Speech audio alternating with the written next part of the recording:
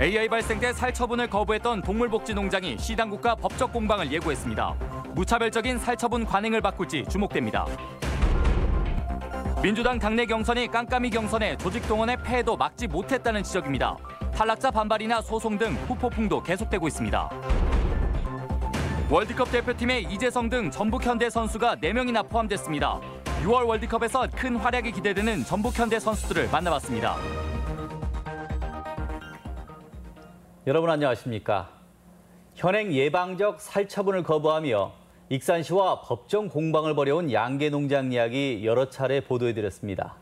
해당 농장은 최근 법원의 조정 권고마저 거부했는데 이유는 위법적인 살처분 관행을 꼭 바로잡겠다는 겁니다. 한범수 기자입니다. 익산시와 법적 공방으로 논란의 중심에 서온 한 동물복지 농장입니다. 지난해 2월 농장주는 인근 농장에서 조류 인플루엔자가 발병했지만 벌금형을 무릅쓰고 예방적 살처분을 거부했습니다. 제대로 된 역학조사와 방역조치 없이 건강하게 기운 닭을 도살하려는 당국의 결정을 따를 수 없었기 때문입니다. 역학조사 한 장도 없이 무조건적인 살처분은 없는 거죠. 그리고 AI에 걸리지 않았다는 걸 저희가 수없이 판명을 드렸는데도 올 초까지 계속 살처분을 종용하셨잖아요. 익산시는 지난 10일 법원의 조정 권고안에 따라 해당 농장에 대한 살처분 명령을 철회하기로 했습니다. 자신들의 살처분 명령은 적법했지만 시간이 지나 전염의 위험성이 사라져 실익이 없다는 이유였습니다. 하지만 농장 측은 조정 권고안에 적법성에 대한 판단이 없다며 조정을 거부했습니다. 누구든 같은 피해를 볼 수 있어 살처분의 위법성을 끝까지 가려내겠다는 겁니다. 침해되는 농장주의 이익과 달성하고자 하는 공익이 비교가 돼야 되는데 그러한 비교 형량 자체가 없었다고 보고요. 이번 소송이 역학조사 없는 기계적 살처분 관행에 어떤 영향을 미칠지 주목됩니다. MBC 뉴스 한범수입니다.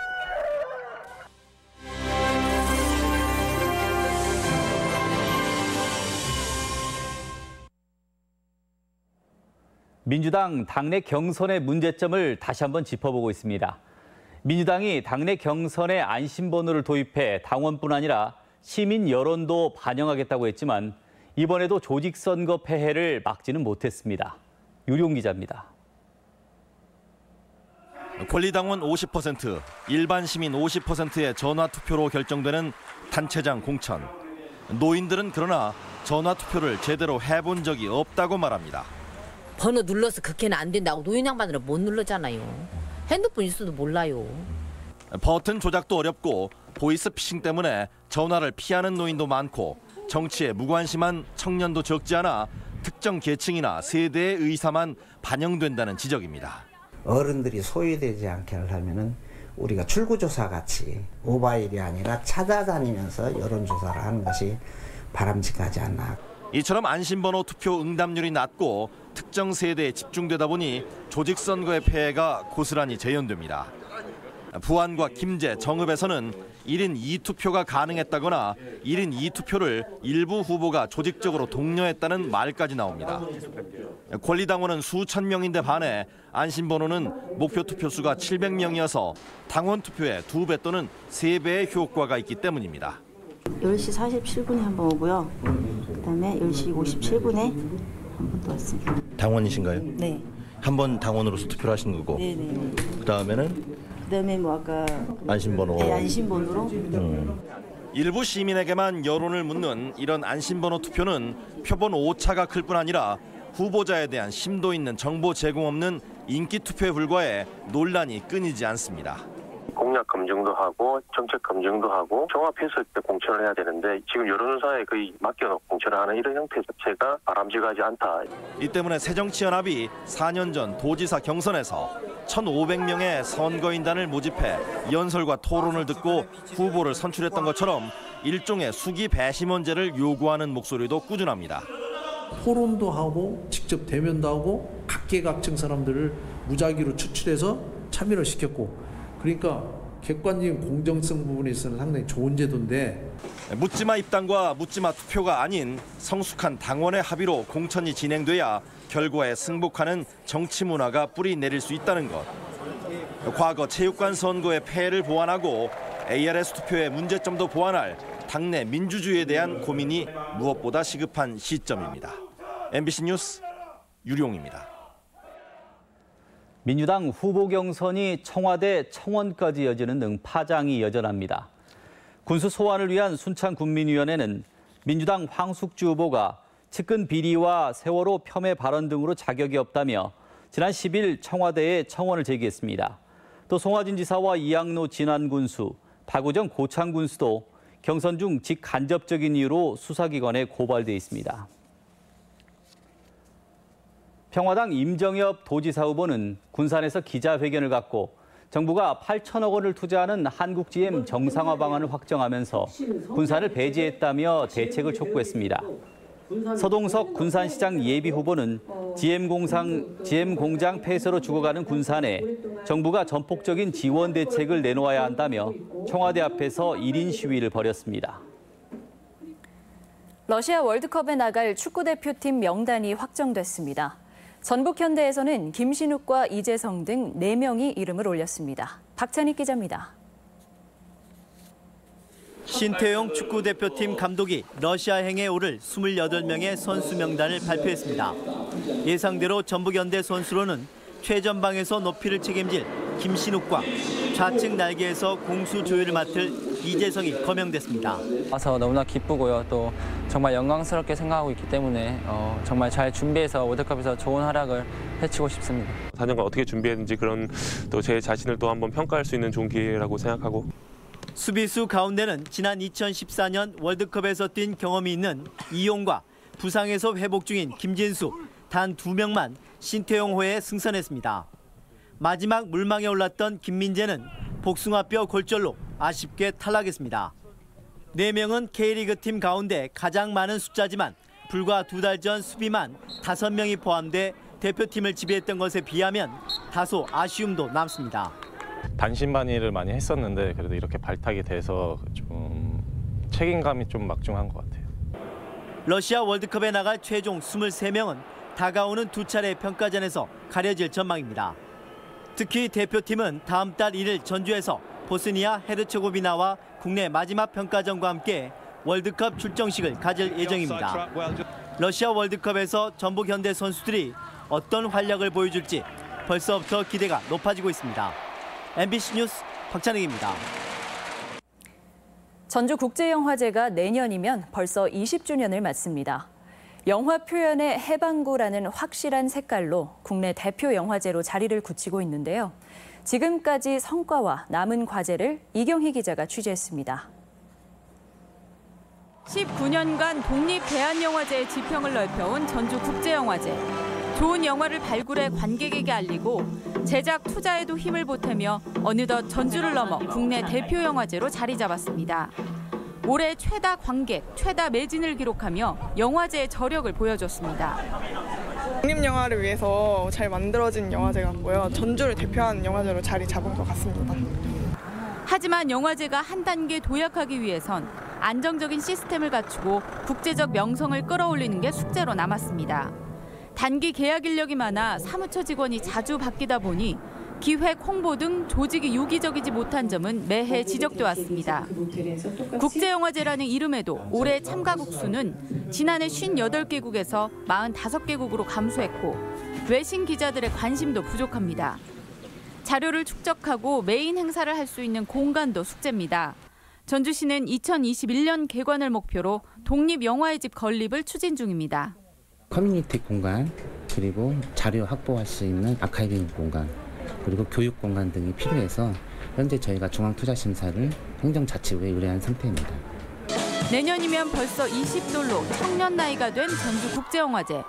영화제의 성장을 위해선 행정의 지원과 도민들의 관심도 필요해 보입니다.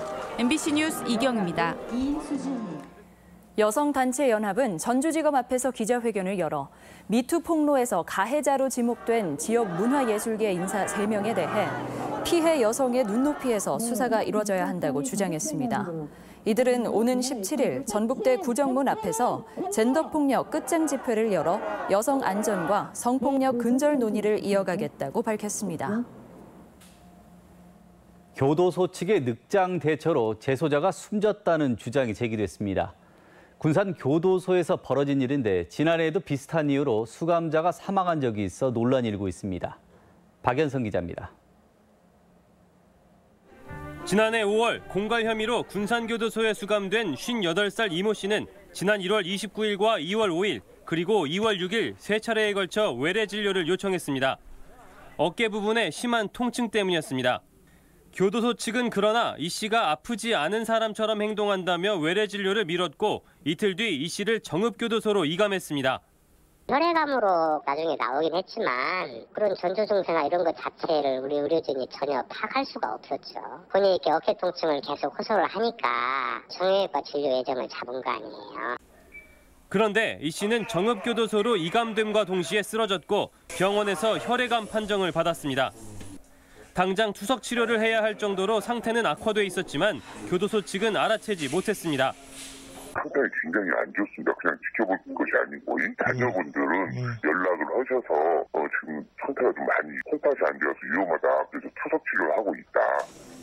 이 씨는 입원 치료를 받다 3월 27일 만기 출소했지만 합병증으로 인한 뇌출혈로 지난 6일 결국 사망했습니다. 유가족들은 의무 기록을 근거로 교도소 측의 방치 속에 이 씨의 병세가 악화됐던 것이라고 주장합니다. 아니 막 눌러가지고 귀찮게 할 정도로 통증이 심하다고 진짜 했어도 그걸 무시했다고 하더라고요. 그리고 해당 교도소에서는 지난해 7월에도 수감자가 뇌출혈로 숨졌는데 쓰러진 뒤 3시간가량 방치돼 논란을 빚기도 했습니다.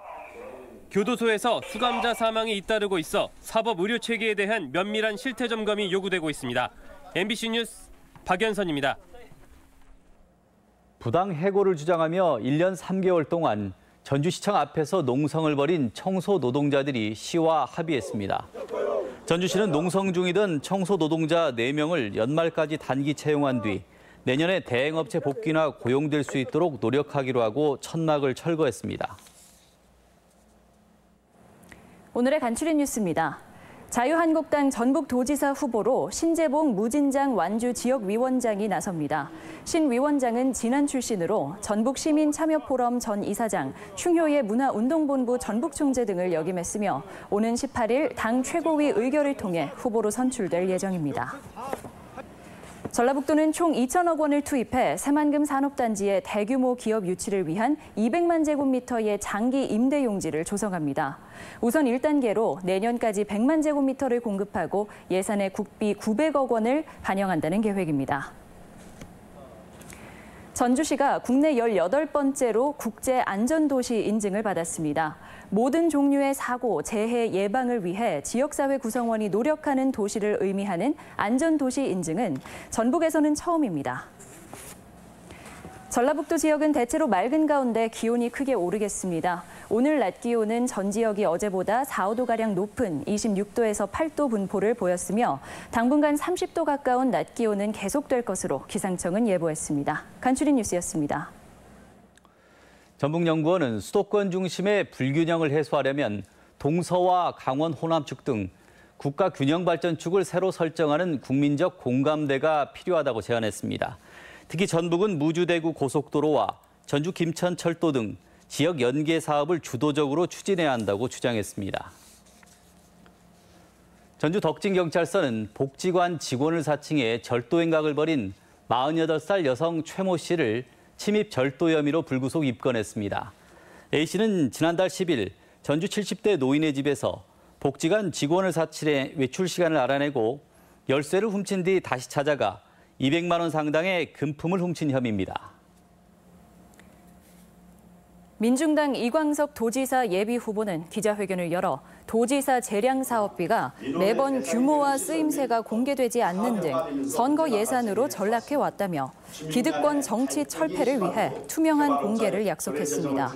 또 지방 보조 사업비의 세부 내역도 공개해 특정 업체 몰아주기 의혹을 해소하는 한편 도의원들의 해외 연수 폐지, 의정 활동비 삭감도 공약했습니다. 평화당이 원칙 없는 비례대표 전략 공천으로 내홍을 겪고 있습니다. 민주평화당 도당은 최고위가 비례대표로 공천한 특정 후보에 대해 절차 위반 논란이 제기되자 재공천하기로 했습니다. 전북권 뉴스였습니다.